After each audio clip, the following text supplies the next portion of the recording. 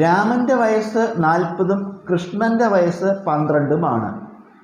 എത്ര വർഷം കഴിയുമ്പോൾ രാമൻ്റെ വയസ്സ് കൃഷ്ണൻ്റെ വയസ്സിൻ്റെ ഇരട്ടിയാകും?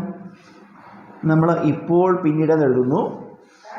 രാമൻ കൃഷ്ണൻ എഴുതുന്നു. രാമൻ്റെ വയസ്സ് ഇപ്പോൾ 40 കൃഷ്ണൻ്റെ വയസ്സ് ഇപ്പോൾ 12. ഇപ്പോൾ രാമൻ്റെ വയസ്സ് 40, കൃഷ്ണൻ്റെ വയസ്സ് 12. എത്ര വർഷം കഴിയുമ്പോൾ നമുക്കറിയില്ല. അത് എക്സ് വർഷം എന്നെടുക്കുക. അപ്പോൾ നമുക്ക് പിന്നീട്, അതായത് എക്സ് വർഷം കഴിയുമ്പോൾ രാമൻ്റെ വയസ്സ് എന്താവും? 40 + x അല്ലേ? എത്ര വർഷം കഴിയണോ അത്രയും വയസ്സ് കൂടും. എക്സ് വർഷം കഴിയുമ്പോൾ രാമൻ്റെ വയസ്സ് 40 + x, കൃഷ്ണൻ്റെ വയസ്സ് എക്സ് വർഷം കഴിയുമ്പോൾ 12 + x. നമ്മൾ ഇത് തമ്മിലൊരു ബന്ധം പറയുന്നുണ്ട്. എന്താ? എത്ര വർഷം കഴിയുമ്പോഴാണ് രാമൻ്റെ വയസ്സ് കൃഷ്ണൻ്റെ വയസ്സിൻ്റെ ഇരട്ടിയാകുക? കൃഷ്ണൻ്റെ വയസ്സ് ഇതല്ലേ? അപ്പോൾ എപ്പോഴാണ് ഇതിൻ്റെ ഇരട്ടി ഇതാവുക എന്നാണ്. ഇതിൻ്റെ ഇരട്ടി, കൃഷ്ണൻ്റെ വയസ്സിൻ്റെ ഇരട്ടി. അപ്പോൾ നമ്മൾ കൃഷ്ണൻ്റെ വയസ്സിനെ 2 കൊണ്ട് ഗുണിക്കണം. അതാണ് 2 × 12 + x സമം രാമൻ്റെ വയസ്സ് 40 + x.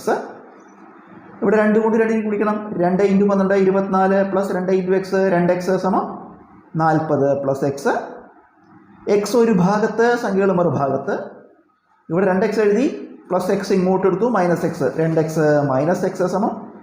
ഇവിടെ 40 ഉണ്ട്, 24 ഇങ്ങോട്ട് എടുത്തു, 40 - 24. 2x നിന്ന് 1x കുറച്ചാൽ 1x, അതായത് x സമം 40 - 24 കുറച്ചാൽ 16x. അതായത് എത്ര വർഷം കഴിയുമ്പോൾ എന്നാണ് നമ്മൾ എടുത്തിരുന്നത് x. അപ്പോൾ എത്ര വർഷം കഴിയുമ്പോഴാണ്? 16 വർഷം കഴിയുമ്പോൾ എന്ത് സംഭവിക്കും? കൃഷ്ണൻ്റെ വയസ്സിൻ്റെ ഇരട്ടിയാവും രാമൻ്റെ വയസ്സ് അല്ലേ? നമുക്ക് ശരിയാണ് നോക്കാം. 16 വർഷം കഴിയുമ്പോൾ കൃഷ്ണൻ്റെ എത്രയും 12 16 കൂടി കൂട്ടിയാൽ 28 എന്ന് വരും. ഇവിടെ 28. ഇനി 12 വർഷം കഴിയും, 16 വർഷം കഴിയുമ്പോൾ രാമൻ്റെ വയസ്സോ 40 16 56. അപ്പോൾ ഇവിടെ നമുക്ക് 28 കിട്ടി, ഇവിടെ 56 കിട്ടി. അപ്പോൾ 28ൻ്റെ ഇരട്ടിയല്ലേ 56.